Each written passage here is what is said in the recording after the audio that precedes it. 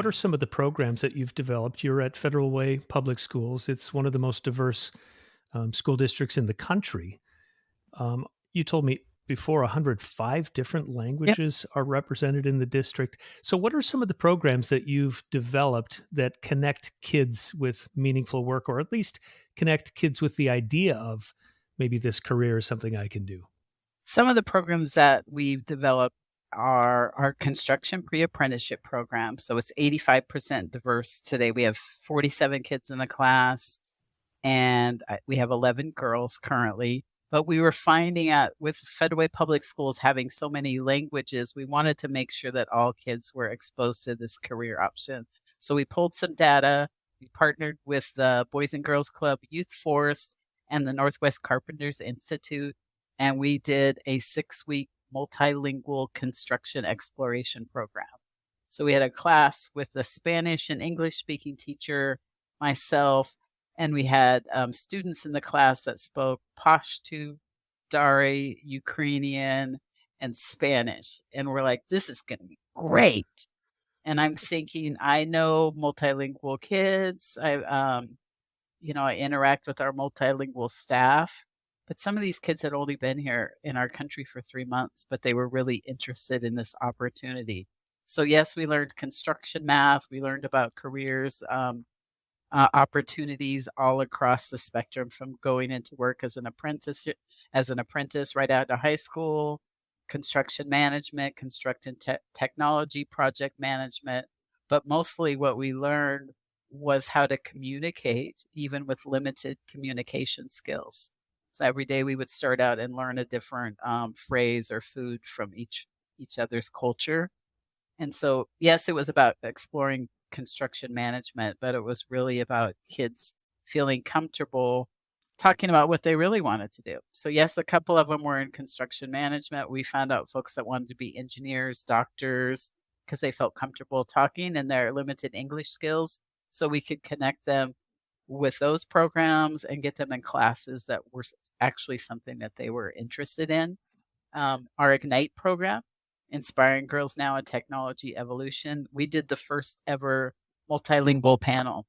So Ignite is an amazing organization. I think that's one of the ways that we met, Yeah, as yeah. you were the MC or the host for the night.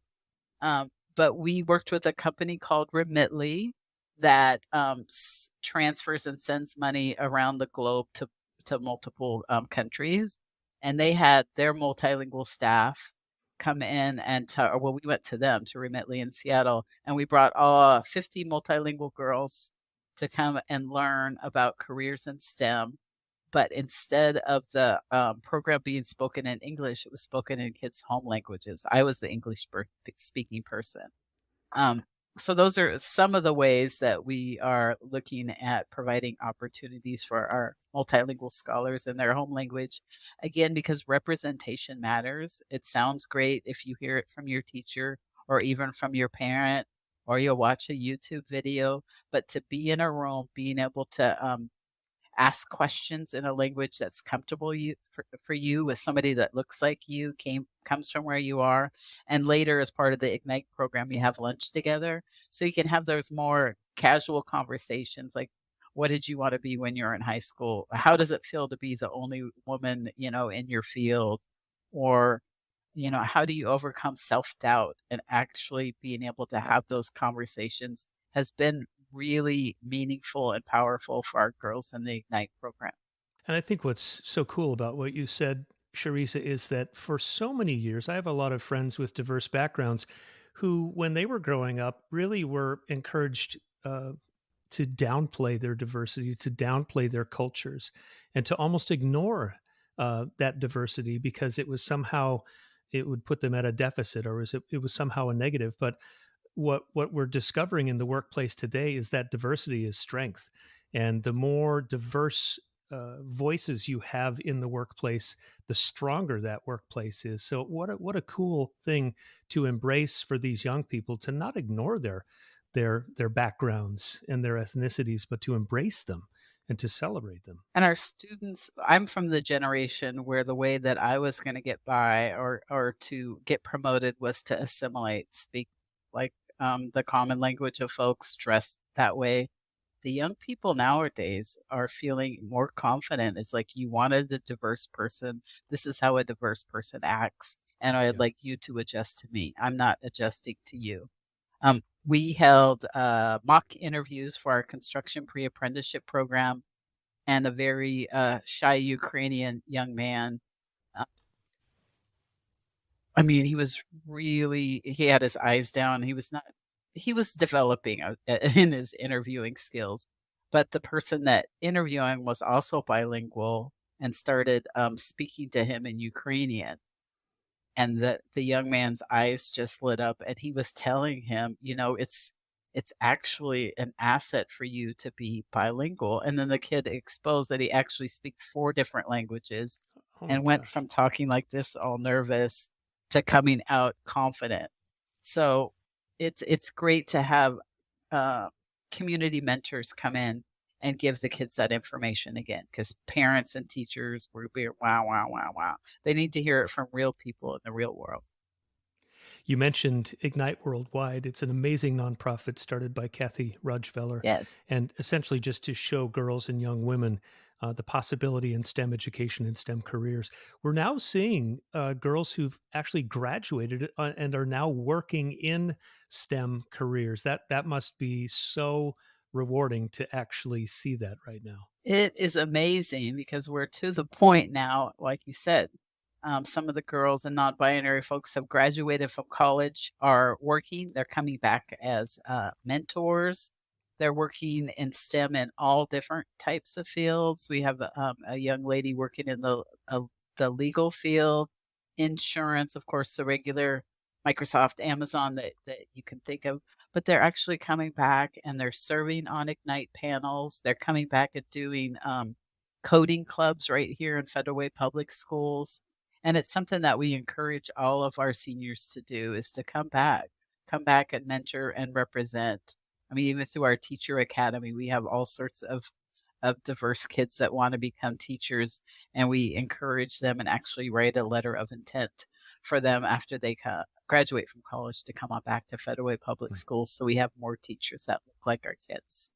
I'd love to start at sort of the 30,000-foot level with this next idea. Okay. Charisse, I'd love to talk with you about what you think about our society. Do you think we're too focused on college as the only path to quote unquote success in life? And the reason that I say this is there's something like $1.5 trillion in student loan debt in this country. A lot of that debt is tied to liberal arts degrees, which let's face it, don't pay super well Mm. when you get out of college. Um, you know, let's start with that discussion. Do you think we're too focused on college and we're ignoring all the opportunities that exist on this other track that's more work based? I think we're definitely too focused on college. All kids, all of them, starting in elementary school, need to be exposed to all different career options. There are kids that drop out of school because they don't think they'll be able to go to college, that they're not good enough. Here at Federal Way Public Schools, and Dr. Danny Pfeiffer, our superintendent, is very adamant about developing programs age appropriate. You don't have to figure out what you want to be in kindergarten or middle school. Maybe by your junior year, it's a little more urgent, but we want kids to be exposed to all of their options. It's one of the reasons we started the construction pre-apprenticeship program. And the scholars that are graduate in Federal Way Public School, we call our kids scholars. So you'll hear me go students to scholars, but we call our students scholars here. Our graduates coming out of the construction pre-apprenticeship program are starting out at an average of $70,000 with retirement, a pension, full Wow. benefits, no debt, none at all. And they do have the opportunity, if they want to go into construction management, get a 2-year or a 4-year degree. But when we started this program, we're in our 3rd year. We started out with 9 kids the first year. The next year we had 27. Now we have 47 and a waiting list. We're offering summer programming and spring programming. And part of it is by sharing those stories of those kids coming back and talking to other kids about their experience in the trades.